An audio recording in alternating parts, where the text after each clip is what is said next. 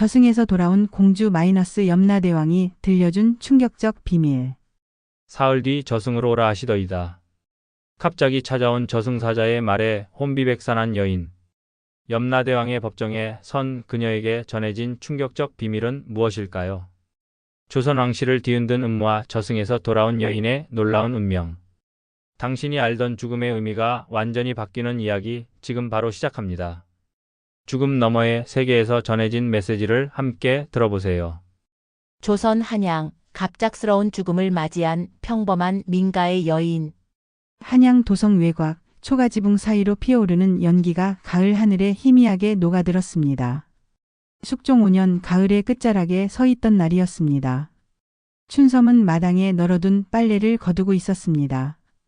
남편은 양반집 머슴으로 일한 지 5년, 그녀는 바느질로 끼니를 보태며 소박한 살림을 꾸려왔습니다. 그날따라 가슴이 답답하고 숨이 가빠왔지만 춘섬은 그저 가을 감기려니 생각했습니다. 여보, 내일은 아침 일찍 일어나야 하니 미리 잠자리에 들겠소. 남편은 그저 고개를 끄덕였을 뿐 특별한 반응 없이 마당에 앉아 담뱃대를 물고 있었습니다. 춘섬은 방으로 들어가 이불을 펴고 누웠습니다. 가슴의 통증이 점점 심해졌지만 남편을 걱정시키고 싶지 않아 입술을 깨물며 참았습니다. 깊은 밤 문득 방문이 열리는 소리에 눈을 떴습니다. 희미한 달빛 속에 검은 형체가 보였습니다. 사람 형상이 돼 얼굴은 보이지 않고 손에는 긴 지팡이 같은 것을 들고 있었습니다. 이씨 춘섬, 나와 함께 가야 하오. 얼어붙은 몸은 꿈쩍도 할 수 없었고 소리를 지르려 해도 목소리가 나오지 않았습니다. 그제야 춘섬은 자신의 몸이 이불 위에 누워있는 것을 보았습니다. 자신의 얼굴은 창백했고 가슴은 더 이상 오르내리지 않았습니다. 저승사자, 제가 죽었습니까? 이씨 춘섬, 내 수명이 다했으니 저승으로 가야 하오. 염라대왕께서 기다리고 계시니 지체하지 말고 따라오시오. 그때 옆에서 자던 남편이 몸을 뒤척이더니 춘섬의 몸을 흔들었습니다. 여보, 왜 이리 차갑소? 여보. 남편의 다급한 목소리가 들렸지만 춘섬은 이미 저승사자를 따라 방을 빠져나가고 있었습니다. 마을이 점점 멀어지고 어둠 속에서 희미한 빛을 내는 길을 따라갔습니다. 뒤돌아보니 자신의 집에서 횃불이 하나둘 켜지고 사람들이 모여드는 모습이 보였습니다. 시어머니의 통곡 소리가 바람에 실려 희미하게 들려왔습니다. 내 며느리 어찌 이리 갑자기. 춘섬은 눈물을 흘리며 저승사자를 따라갔습니다. 산을 넘고 강을 건너 그들이 도착한 곳은 거대한 문이 있는 곳이었습니다. 문에는 황천문이라 쓰여 있었습니다. 그녀는 죽음의 문턱에 서 있었습니다. 저승으로 끌려가는 여정과 염라대왕과의 첫 만남. 황천문을 지나자 거대한 강이 나타났습니다. 강물은 검붉은 색을 띠고 있었고 끝없이 울려 퍼지는 통곡 소리가 들렸습니다. 강가에는 노인이 하나 배를 지키고 있었습니다. 이곳이 삼도천이요. 건너편이 저승이니 이 배를 타고 건너가야 하오. 저승사자의 말에 춘섬은 떨리는 다리로 배에 올랐습니다. 노인은 말없이 노를 저었고 배는 천천히 강을 건넜습니다. 강물 위로 수많은 얼굴들이 떠올랐다 가라앉기를 반복했습니다. 고통스러운 표정, 슬픈 표정, 분노에 찬 표정.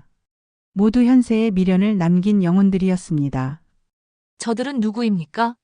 현세의 미련을 버리지 못한 영혼들이요. 100년을 이 강에서 헤매다가 환생의 기회를 얻지요. 강을 건너자 거대한 관청 같은 건물이 나타났습니다. 연부대왕전이라 쓰인 현판이 걸려 있었습니다. 춘섬은 저승사자를 따라 안으로 들어갔습니다. 길고 어두운 복도를 지나 커다란 홀에 도착했습니다. 그곳에는 수많은 영혼들이 줄지어 서 있었고 각자 자신의 이름이 불리기를 기다리고 있었습니다. 이시춘섬. 누군가 그녀의 이름을 불렀습니다. 춘섬은 무릎이 후들거렸지만 앞으로 나아갔습니다. 홀 중앙에는 높은 자리에 위엄 있는 모습의 염라대왕이 앉아 있었습니다. 그의 얼굴은 엄격했지만 눈빛에는 이상하게 따스함이 느껴졌습니다. 이씨 춘섬, 한양 출생, 나이 33, 남편 김서방과 슬아의 자식은 없소. 맞소? 네, 맞습니다. 그대의 죽음은 이상하오. 염라대왕은 앞에 놓인 커다란 책을 넘기며 자신만의 이해할 수 없는 언어로 중얼거렸습니다. 그리고는 고개를 들어 춘섬을 바라보았습니다. 이씨 춘섬, 그대의 죽음은 예정된 바가 아니오. 그대의 수명은 앞으로 40년이 더 남았소. 춘섬은 놀라움의 말을 잇지 못했습니다. 염라대왕은 책을 다시 넘기며 말을 이었습니다.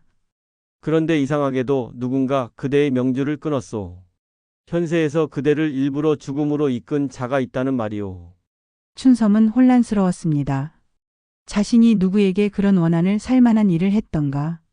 평범한 삶을 살아온 그녀로서는 이해할 수 없었습니다. 대왕님, 저는 그저 평범하게 살았을 뿐입니다. 누가 저를 죽이려 했단 말입니까? 염라대왕은 깊은 한숨을 내쉬었습니다. 그것이 바로 내가 그대를 특별히 불러들인 이유요. 그대의 죽음은 단순한 살인이 아니라 왕실과 관련된 큰 음모의 일부요. 홀 안에 있던 다른 관리들이 놀란 표정을 지었습니다. 염라대왕은 그들에게 자리를 비우라 손짓했고 홀은 순식간에 비워졌습니다. 염라대왕은 자리에서 일어나 춘섬에게 다가왔습니다. 이씨 춘섬, 그대에게 중요한 이야기를 해주려 하오. 그대는 단순한 바느질꾼이 아니오. 그대의 진짜 정체는 숙종의 어머니 명성왕후의 비밀스러운 딸이오. 염라대왕이 들려주는 충격적인 비밀과 인간 세상으로의 귀환. 춘섬은 그 자리에 주저앉고 말았습니다. 염라대왕의 말은 번개처럼 그녀를 강타했습니다. 제가 왕실의 딸이라고요? 그럴 리가 없습니다. 제 부모님은 평범한 농부였고 그것은 그대를 보호하기 위한 거짓말이었소. 명성왕후는 숙종이 태어나기 전 비밀리에 딸을 낳았소. 그러나 그때 왕실에서는 아들만이 필요했고 딸의 존재는 위험했어. 그래서 왕후는 믿을 수 있는 시종에게 아이를 맡겼고 그 시종이 바로 그대가 부모라 알고 있는 농부 부부요. 염라대왕은 커다란 거울 같은 것을 가져오게 했습니다. 거울 속에는 과거의 장면들이 펼쳐졌습니다. 어린 아기를 품에 안고 눈물을 흘리는 고귀한 차림의 여인, 그리고 그 아이를 받아 안고 떠나는 소박한 차림의 부부. 춘섬은 자신이 그 아기임을 직감했습니다. 하지만 왜 지금 와서 제게 이런 이야기를 하시는 건가요? 그리고 누가 저를 죽이려 했다는 건가요? 염라대왕은 다시 자리로 돌아가 앉았습니다. 숙종의 총애를 받는 장희빈이 그대의 존재를 알게 되었소. 그녀는 자신의 아들이 왕위를 이을 수 있도록 모든 장애물을 제거하고 있소. 그대는 왕실의 혈통을 이어받은 사람으로 언젠가 진실이 밝혀진다면 그녀의 계획에 방해가 될 수 있소. 춘섬은 혼란스러웠습니다. 자신이 왕실의 혈통이라는 것도 놀라운데 그로 인해 죽임을 당했다니. 장희빈은 무녀를 매수하여 그대에게 독약을 먹였소. 그대의 갑작스러운 가슴 통증이 바로 그 독약 때문이었소. 그렇다면 제가 할 일은 무엇입니까? 이미 죽었는데. 염라대왕은 의미심장한 미소를 지었습니다. 그대를 다시 현세로 돌려보내려 하오. 그대의 죽음은 예정된 바가 아니었으니 아직 돌아갈 기회가 있소. 그러나 그대가 돌아간다면 장희빈과 그 무리들은 다시 그대를 노릴 것이오. 그렇다면 제가 어떻게 해야 합니까? 첫째, 그대의 정체를 아직 드러내지 마시오. 때가 올 때까지 기다려야 하오. 둘째, 이 부적을 가져가시오. 이것은 그대를 독과 암살로부터 보호할 것이오. 셋째, 궁으로 가시오. 궁에서 시녀로 들어가 기회를 엿보시오.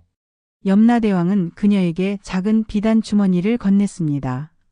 주머니 안에는 황색 부적과 작은 옥패물이 들어 있었습니다. 이 옥은 그대의 어머니 명성왕후가 그대를 위해 남긴 것이오.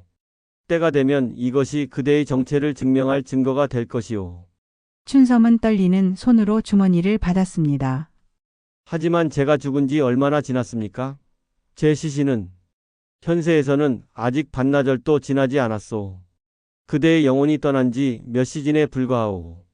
그대가 돌아가면 모두 그대가 죽었다가 기적적으로 살아났다고 생각할 것이오.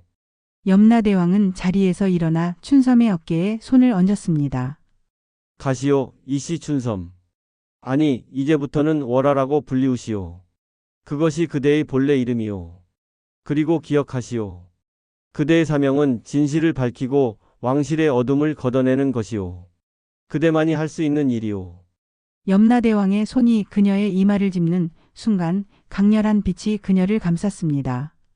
춘섬, 이제는 월하라 불리게 된 그녀는 빛 속에서 점점 현세로 돌아가는 것을 느꼈습니다. 그녀의 마지막 의식 속에 염라대왕의 목소리가 울렸습니다. 기억하시오, 월아. 그대의 운명은 이제 시작되었소. 그리고 3년 후 그대와 다시 만날 것이오. 현세로 돌아온 여인이 마주한 변해버린 현실. 빛과 어둠이 교차하는 사이 월하는 갑자기 냉기를 느꼈습니다.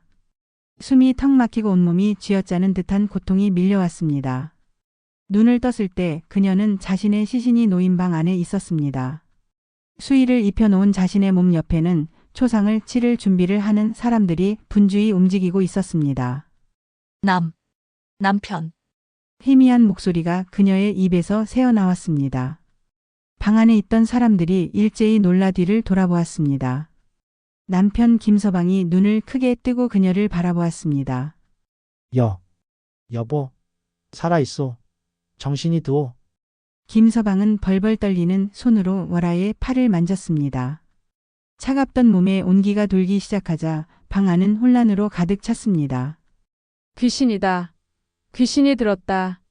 아니, 혼이 돌아온 것이다. 기적이다. 하늘이 내린 기적이다. 마을 무당이 황급히 불려와 월하의 상태를 살폈습니다. 이상한 것은 무당의 눈빛이 월하를 보는 순간 달라졌다는 것입니다. 마치 누군가를 알아본 듯한 두려움이 섞인 눈빛이었습니다. 이 여인은 저승에 갔다가 돌아온 것입니다. 3일 동안 집 밖에 나가지 말고 정한수를 떠놓고 정성을 다해야 합니다. 무당의 말대로 월하는 사흘 동안 집 안에 머물렀습니다. 그 시간 동안 그녀는 염라대왕이 자신에게 알려준 모든 것을 곰곰이 생각했습니다. 자신이 왕실의 혈통이라는 것, 장희빈이 자신을 죽이려 했다는 것, 그리고 궁으로 들어가 진실을 밝혀야 한다는 사명. 사흘째 되는 밤, 월하는 조용히 짐을 챙겼습니다. 남편에게는 친정어머니를 뵈러 간다는 핑계를 대고 월하는 한양 도성으로 향했습니다. 도성에 도착한 월하는 염라대왕이 알려준 대로 창덕궁 담장 근처에 있는 작은 주막을 찾았습니다. 월천 주막 주인을 뵙고 싶습니다. 주막 주인은 월하를 위아래로 흘러보더니 뒷방으로 그녀를 안내했습니다. 방에는 흰 머리에 반백의 노인이 앉아 있었습니다. 20회 전 명성왕후의 시종이었던 분이십니까? 월하의 질문에 노인은 깜짝 놀랐습니다. 그리고 곧 경계하는 눈빛으로 바뀌었습니다. 누구시오? 무슨 말을 하는 것이오? 월하는 비단 주머니에서 옥패물을 꺼내 노인에게 보여주었습니다. 노인의 손이 떨렸습니다. 이것은 명성왕후님께서. 어찌 당신이 이것을 가지고 있어? 저는 이씨 춘섬입니다. 아니, 이제는 월하라고 합니다. 저는 저승에 다녀왔습니다. 그곳에서 염라대왕님께 제 진짜 정체를 들었습니다. 노인은 창백해진 얼굴로 월하를 바라보았습니다. 기다렸어. 20년이 넘도록 기다렸어. 명성 왕후님의 유지를 받들어 때가 오면 공주님을 모실 준비를 해왔어. 노인은 월하에게 절을 올렸습니다. 월하는 당황했지만 이제 자신의 운명을 받아들여야 한다는 것을 알았습니다. 내일부터 궁에 들어갈 준비를 하겠어. 제가 어떻게 해야 합니까? 노인은 그녀에게 궁녀의 복장과 행동 예법을 가르쳐 주었습니다. 그리고 다음 날 월하는 창덕궁의 새로운 궁녀 월월이라는 이름으로 궁에 들어갔습니다. 왕실에 숨겨진 비밀을 파헤치는 여인. 창덕궁의 규모는 월하가 상상했던 것보다 훨씬 컸습니다. 처음 며칠간 그녀는 길을 잃지 않으려 했으며 새로운 환경에 적응하기 위해 노력했습니다. 그녀는 데뷔전에서 시녀로 일하게 되었습니다. 숙종의 어머니 명성왕후는 이미 세상을 떠났지만 그녀가 쓰던 전각은 여전히 데뷔전이라 불렸고 지금은 숙종의 계비인 인현왕후가 머물고 있었습니다. 월하는 처음에는 단순한 일만 맡았습니다. 바닥을 쓸고 세탁을 돕고 심부름을 하는 등의 일이었습니다. 그러나 그녀의 뛰어난 바느질 솜씨가 인현왕후의 눈에 들어 점차 왕후의 옷을 수선하는 일을 맡게 되었습니다. 내 바느질 솜씨가 매우 특별하구나. 어디서 배웠느냐? 인현왕후의 질문에 월하는 공손히 대답했습니다. 첨보적인 재능이라 하기엔 부끄럽습니다만 어릴 적부터 손재주가 있었습니다. 인현왕후는 월화를 유심히 바라보았습니다. 내 얼굴이 어딘지 낯익구나. 전에 어디서 본 것 같은데. 월화는 긴장했지만 침착하게 대답했습니다. 저는 한양 외곽의 평범한 집안에서 자랐습니다. 전에 뵌 적은 없을 것입니다. 그날 이후 월화는 인현왕후의 신임을 얻어 더 가까이에서 시중을 들게 되었습니다. 그리고 그것은 그녀에게 궁 안의 비밀을 엿볼 수 있는 기회를 주었습니다. 어느 날 밤 월화는 인현왕후의 처소 근처에서 수상한 움직임을 발견했습니다. 장희빈의 시녀로 보이는 여인이 인현왕후의 약주전자 근처를 맴돌고 있었습니다. 그녀는 조심스럽게 다가가 숨어서 지켜보았습니다. 시녀는 주위를 살피더니 약봉지에서 무언가를 꺼내 약주에 탔습니다. 월화는 즉시 그것이 독이라는 것을 직감했습니다. 그녀는 재빨리 움직여 시녀가 떠난 후 약주전자를 바꿔치기 했습니다. 다음 날 아침 인현왕후가 약주를 마시려는 순간 월화는 전날 밤 일을 보고했습니다. 마마, 어젯밤 장희빈의 시녀가 약주에 이상한 가루를 탔습니다. 제가 약주를 바꿔치기 했습니다. 인현왕후는 충격을 받았지만 월화의 말에 귀 기울였습니다. 그녀의 지시로 약주를 검사한 결과 정말 독이 들어 있었습니다. 이 사건은 비밀리에 처리되었지만 월화는 장희빈의 위험한 계략을 직접 목격했습니다. 그 후로 월화는 더욱 조심스럽게 장희빈의 움직임을 감시했습니다. 장희빈은 숙종의 총애를 등에 업고 점점 더 대담해졌고 인현왕후를 몰아내기 위한 계략을 계속 꾸미고 있었습니다. 어느 날 월화는 장희빈의 처소에서 비밀회의가 열린다는 정보를 입수했습니다. 그녀는 위험을 무릅쓰고 몰래 엿들었고 그곳에서 충격적인 비밀을 알게 되었습니다. 명성왕후의 딸이 아직 살아있다는 소문이 있소. 그 여인이 궁에 들어왔다고 하오. 그럴 리가 없소. 그 아이는 이미 죽었을 터. 아니요, 그녀가 살아있다면 우리의 계획에 큰 위협이 될 것이오. 찾아내어 제거해야 하오. 월화는 자신이 장희빈 일당의 표적이 되었음을 알게 되었습니다. 하지만 이제 그녀는 더 중요한 사실을 알아냈습니다. 자신의 존재가 왕실의 권력 구도를 바꿀 수 있다는 것을. 진실이 드러나고 운명이 뒤바뀌는 결말. 3달이 지나는 동안 궁 안의 상황은 더욱 악화되었습니다. 장희빈의 세력은 점점 커졌고 인현왕후는 더욱 고립되었습니다. 월화는 인현왕후를 돕기 위해 노력했지만 그녀 혼자의 힘으로는 한계가 있었습니다. 어느 날 밤 월화는 염라대왕이 준 부적이 갑자기 뜨거워지는 것을 느꼈습니다. 그날 밤 그녀는 이상한 꿈을 꾸었습니다. 꿈속에서 염라대왕이 그녀에게 나타났습니다. 월아, 이제 때가 왔소. 내일 데뷔 전 뒤뜰에 오래된 은행나무 아래를 파보시오.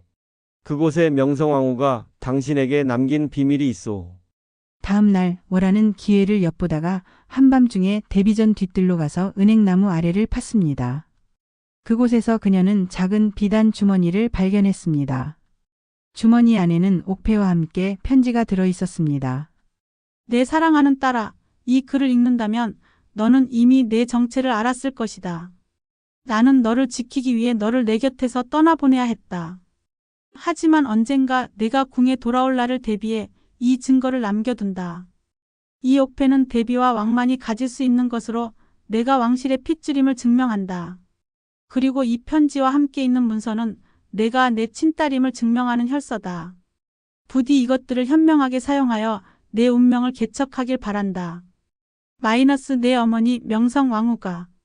월화는 편지와 함께 있는 문서를 펼쳐보았습니다.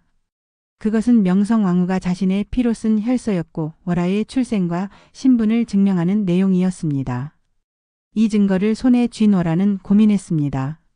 그녀는 이것을 어떻게 사용해야 할지, 누구에게 보여주어야 할지 깊이 생각했습니다. 결국 그녀는 인현왕후에게 모든 진실을 털어놓기로 결심했습니다. 마마, 제가 말씀드릴 중요한 비밀이 있습니다. 인현왕후는 월화의 이야기를 조용히 들었습니다. 처음에는 믿기 어려워했지만 혈서와 옥패를 보고 그녀의 말이 사실임을 인정했습니다.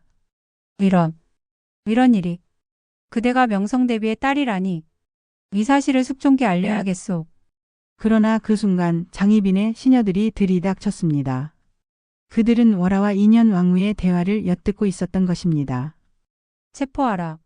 저 여인은 사기꾼이다. 왕실을 모욕한 죄로 당장 처형해야 한다. 월화와 인현 왕후는 위기에 처했습니다. 하지만 그 순간 예상치 못한 인물이 나타났습니다. 바로 숙종이었습니다. 무슨 일이 벌어지고 있는가? 모든 이들이 숙종 앞에 엎드렸습니다. 장희빈의 시녀들은 월화가 사기꾼이라고 주장했지만 인현 왕후는 용기를 내어 진실을 말했습니다. 전하, 이 여인은 명성대비의 친딸입니다. 이 혈서와 옥패가 증거입니다. 숙종은 혈서와 옥패를 자세히 살펴보았습니다. 그의 얼굴에는 복잡한 감정이 스쳐 지나갔습니다. 이것은 확실히 어머니의 필체요. 그리고 이 옥패는 어머니께서 항상 곁에 두시던. 갑자기 숙종의 눈에 눈물이 고였습니다. 그는 월화를 바라보았습니다. 내가 내 누이였단 말이냐? 월화는 조용히 고개를 끄덕였습니다. 숙종은 한동안 말없이 그녀를 바라보다가 갑자기 그녀를 끌어안았습니다. 내 누이, 내가 몰랐소. 용서하오. 그 순간 장희빈이 황급히 들어왔습니다. 상황을 파악한 그녀의 얼굴에는 당혹감이 가득했습니다. 전하, 이 여인의 말을 믿으시면 안 됩니다. 분명 사기꾼일 뿐. 숙종은 차갑게 그녀를 노려보았습니다. 그대는 내 어머니의 딸을 주기로 했소. 그리고 인현 왕후마저. 장희빈의 얼굴이 창백해졌습니다. 그녀는 변명하려 했지만 이미 모든 증거가 드러난 후였습니다. 다음 날 장희빈은 중전의 자리에서 물러나 별궁으로 쫓겨났고 인현 왕후는 다시 왕의 총애를 받게 되었습니다. 월화는 공주의 지위를 받았지만 그녀는 화려한 궁궐 생활보다는 백성들을 위한 삶을 선택했습니다. 전하, 저는 공주로 살기보다는 백성들 곁에서 그들을 돕고 싶습니다. 숙종은 그녀의 뜻을 존중해 주었고 월화는 궁 밖에 작은 궁가를 받아 그곳에서 어려운 백성들을 도우며 살았습니다. 그녀는 특히 고아들을 돌보는 일에 헌신했고 그녀의 이야기는 조선 전역에 퍼져 저승에서 돌아온 공주라는 전설이 되었습니다. 세월이 흘러 월화의 머리카락이 하얗게 변했을 때 어느 한밤중에 그녀는 방 안에 익숙한 기운을 느꼈습니다. 염라대왕이 그녀 앞에 나타났습니다. 월화, 이제 그대의 사명은 다했소. 그대는 진정한 왕실의 딸로서 그리고 백성을 사랑한 성인으로서 삶을 잘 마쳤소. 월화는 미소를 지었습니다. 대왕님, 저에게 두 번째 기회를 주셔서 감사합니다. 이제 저는 어디로 가야 합니까? 이번에는 저승으로 오시오. 그대를 기다리는 이들이 많소. 월화는 조용히 눈을 감았고 그녀의 영혼은 염라대왕을 따라 저승으로 향했습니다. 저승의 문 앞에서 그녀를 기다리고 있는 이들은 바로 그녀의 친부모인 명성왕후와 효종이었습니다. 내 딸아 마침내 만나게 되었구나. 월화는 마침내 진정한 가족들과 재회했고 그녀의 전설은 조선의 역사 속에 영원히 남게 되었습니다. 여러분, 오늘 저승에서 돌아온 공주 염라대왕이 들려준 충격적 비밀의 이야기는 어떠셨나요? 우리네 삶과 죽음의 경계, 그리고 그 너머에 있는 진실의 세계를 생각해 보셨나요? 이 이야기는 조선시대의 실제 기록에서 영감을 받은 것으로 당시 사람들이 믿었던 저승세계와 환생에 관한 민간신앙을 담고 있습니다. 특히 염라대왕과 저승사자, 삼도천의 개념은 우리 조상들이 수백 년 동안 믿어온 사후세계의 모습입니다. 다음 편에서는 염라의 눈물 천상에서 쫓겨난 염라대왕의 이야기에 숨겨진 실화, 조선 왕실에 전해져 내려온 충격적인 비밀을 파헤치는 이야기를 준비했습니다. 채널 구독과 알림 설정하시고 다음 이야기도 놓치지 마세요.